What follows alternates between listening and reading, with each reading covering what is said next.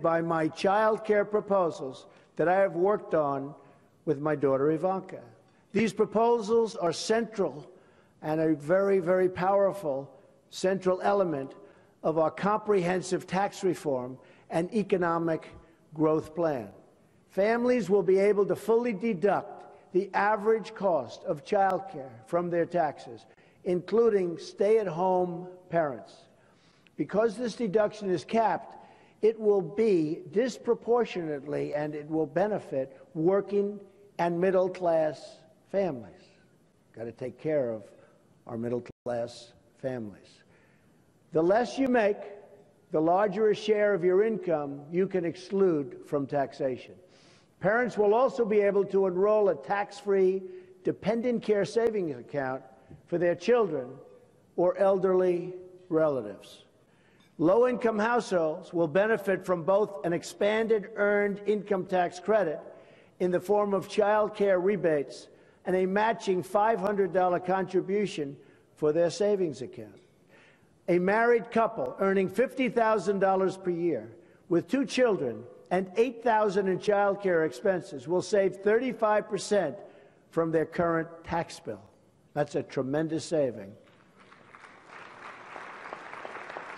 And they'll have a better life. A married couple earning $75,000 per year with 2 children and $10,000 in child care, expenses will receive a 30% reduction in their tax bill from what they're paying right now. By contrast, someone earning $5 million, like the people in this room, will receive virtually no change in their tax bill at all. One of our greatest job creation measures is going to be our 15% business tax rate, down from the current 35% rate, a reduction of more than 40%.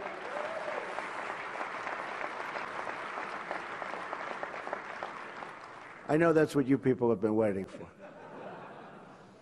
An explosion of new businesses and new jobs will be created. It will be amazing to watch. You watch, and it'll happen. We will also allow United States-based manufacturers to fully expense the cost of new plants and equipment. Big, big deal. On top of that, we will bring back trillions in business wealth, and this is wealth that's parked overseas. Nobody knows how much it is. They say it's $2.5 trillion. I have people that think it's $5 trillion. We'll bring them back, and it'll be taxed only at the rate of 10% instead of 35%. And who would bring it back at 35%? Obviously nobody, because nobody's doing that. I think it's going to be something that will be so phenomenal, far beyond what people even think. By taxing it at 10% instead of 35%, all of this money will come roaring back into our country, and lots of good things will start to happen. We will turn America into a new magnet for new jobs, and that means jobs in our poorest communities. So important. And right now, we have companies leaving the country because taxes are too high, but we actually have companies leaving the country to get their money. And that's a first. Nobody's ever heard of that one before, but believe me, that's happening. Next comes regulations. One of the keys to unlocking growth is scaling back years of disastrous regulations, unilaterally imposed by out-of-control bureaucrats. Regulations have grown into a massive job-killing industry, and the regulation industry is one business I will absolutely put to an end day one.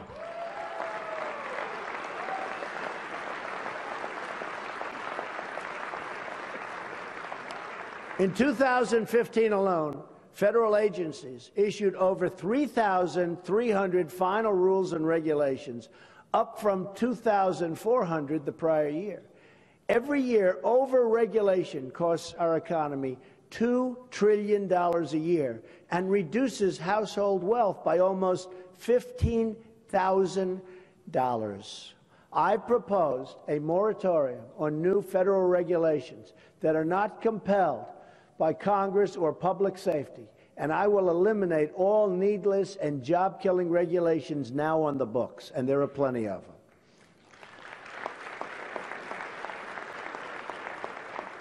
This includes eliminating some of our most intrusive regulations, like the Waters of the U.S. rule. It also means scrapping the EPA's so-called Clean Power Plan, which the government itself estimates will cost $7.2 billion a year. This Obama-Clinton directive will shut down most, if not all, coal-powered electricity plants. I mean, all over the country, they're shutting down. Remember what Hillary Clinton said. She wants to shut down the miners, just like she wants to shut down the steel mills and shut down the steel workers, and we're not going to let it happen.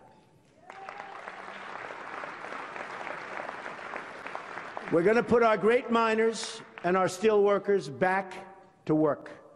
Energy reform is central to our plan as well. According to Heritage Foundation, by 2030, President Obama's energy restrictions will eliminate another 500,000 manufacturing jobs, reduce economic output by $2.5 trillion, and reduce incomes by $7,000 per person.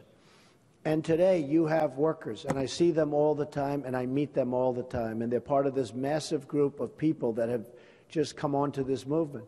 But you have workers making less money today than they made 18 years ago in real wages. They're working much harder, oftentimes because of the disastrous Obamacare that we're going to repeal and replace. Oftentimes they're working 2 jobs. So they're working harder, they're older, and they're making less. It's like me. I'm working harder than I've ever worked also. But these are minor. Nobody cares about that. That's something. Who cares about that? Hillary Clinton wants to go even further, and her plan could cost the economy $5 trillion.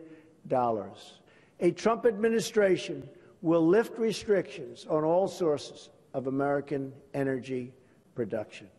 According to the Institute for American Energy Resources, this will increase the GDP by more than $100 billion annually, add over 500,000 new jobs annually, increase annual wages by more than $30 billion over the next 7 years, increase federal, state, local tax revenues by almost $6 trillion over 4 decades, increase total economic activity by more than $20 trillion over a 40-year period. In addition, we will streamline the permitting process for all energy infrastructure projects which are desperately needed, including the billions of dollars in projects held up by President Obama, currently being held up. They just won't approve anything, creating countless more jobs in the process. Finally comes trade, the foundation for everything. America's annual trade deficit with the world is now almost $800 billion a year. Who is negotiating these deals? Anybody in this room negotiating these wonderful deals? Think of it. We have a trade deficit of almost $800 billion a year. That's going to change so fast. Between World War I and the year 2000, the United States averaged a 3.5% growth rate. But after China joined the World Trade Organization, our average growth rate has been reduced to only 2%.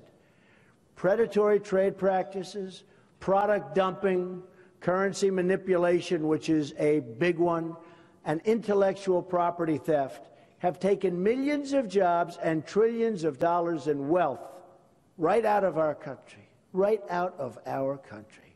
So sad that we allowed this to happen. Our incompetent politicians were not watching, and the ones that were watching were taken care of in some form, because this should have never been allowed to have happened. It is no great secret that many of the special interests funding my opponent's campaign are the same people profiting from these terrible trade deals. They are terrible. They're terrible for everybody. The same so-called experts advising Hillary Clinton are the same people who gave us NAFTA, China's entry into the World Trade Organization, the job-killing trade deal with South Korea, another disaster, and now the Trans-Pacific Partnership that they're pushing so strongly. The verdict is in. All of the special interests that the media race, and they just race to comment and race to get comment from, have been proven wrong over such a long period of time. Every single deal they've promoted, every lie, and every prediction has crashed. It's just crashed. They've been so absolutely wrong, and they've been so bad for our country. Our manufacturing base has crumbled, communities have been hollowed out, wages have declined, and households are making less today than they were in the year 2000. I have proposed a detailed plan to reform our trade policies and bring vast new jobs and wealth to America. We need our wealth back. We don't have wealth. We are a debtor nation. This includes the following steps.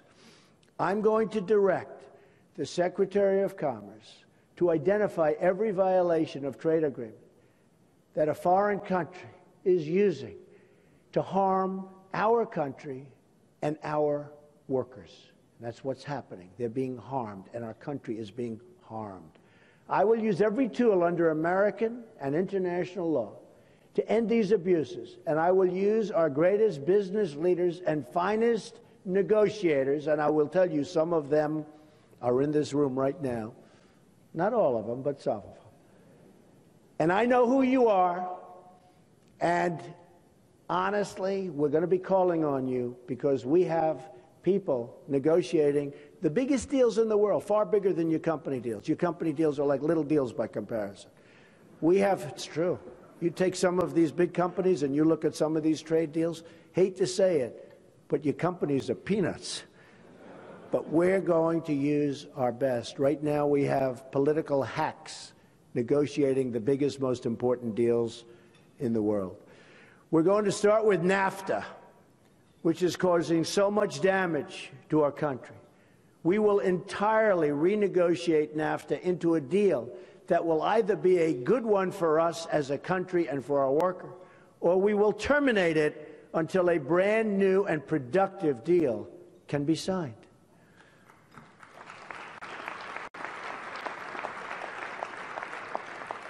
We'll also, and we have to, we're going to keep America out of Trans-Pacific Partnership unless we can do something that's phenomenal, and I'm not seeing it right now. I can tell you that. I'm not seeing it.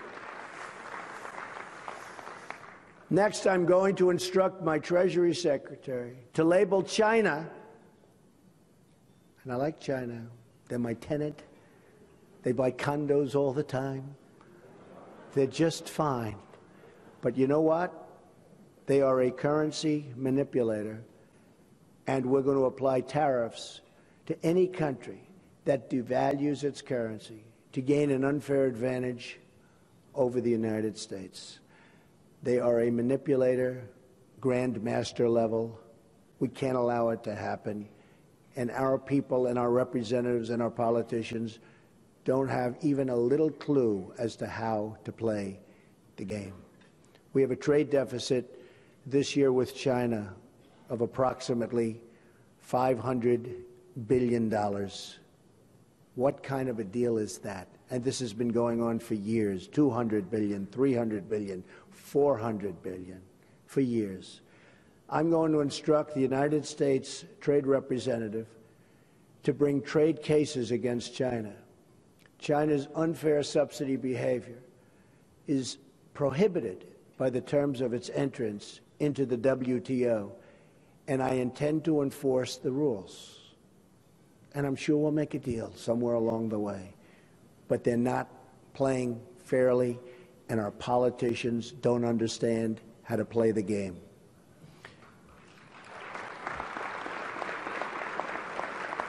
If China does not stop its illegal activities, including its theft of American trade secrets and intellectual properties, I will apply countervailing duties until China ceases and desists. You know what that means.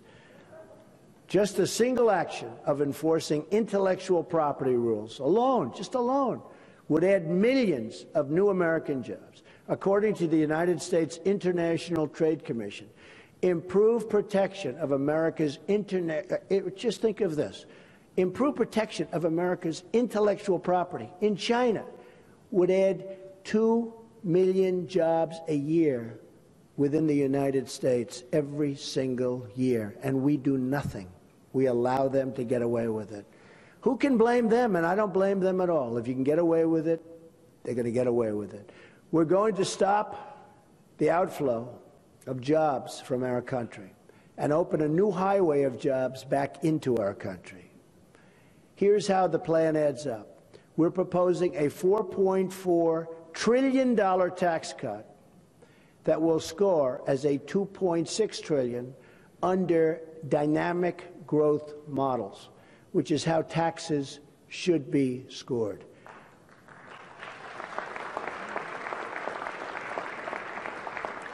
This includes the Childcare plan that we announced the other day. Our economic team has further modeled that the growth-induced savings from trade, energy, and regulation reform will shave at least another $1.8 trillion off of the remaining debt. That leaves around $800 billion. This money can all be saved through simple, common-sense reforms. If we just save 1 penny of each federal dollar spent on non-defense and non-entitlement programs, we can save almost $1 trillion over the next decade. 1 penny. We can all do that. Save over $1 trillion. Again, this is spending that does not touch defense, because we have to build up our military, which is so terribly depleted. And that does not touch entitlements. If our plan exceeds the 3.5% 10-year growth average, then our jobs proposed will actually reduce and start really strongly reducing the deficit. Savings will be compounded by the fact that people who are currently receiving unemployment or welfare will finally be able to find jobs. This is the most pro-growth, pro-jobs, pro-family plan put forth, perhaps, in the history of our country. This is what our new future will look like.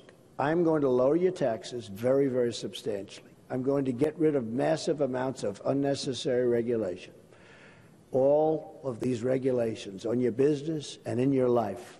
I'm going to unleash American energy. I'm going to repeal and replace Obamacare. I'm going to appoint justices of the Supreme Court who will follow the Constitution.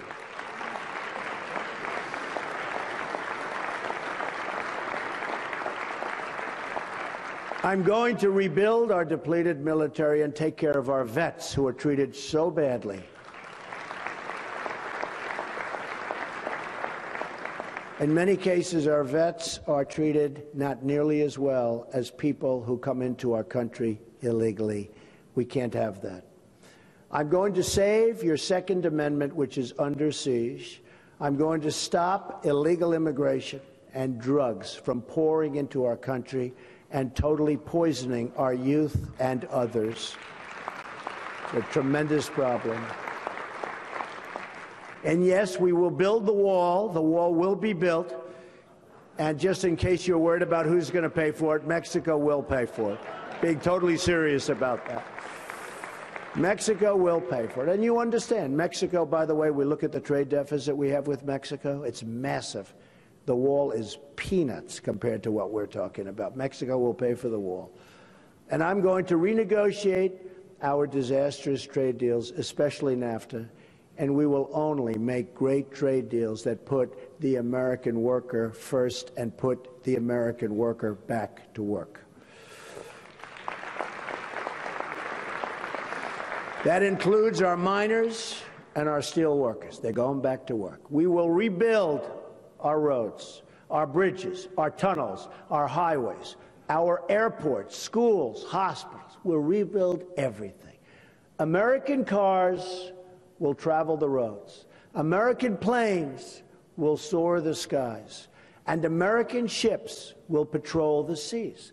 American steel will send new skyscrapers into the clouds. American hands will rebuild this nation. And American energy, harvested from American sources, will power this nation.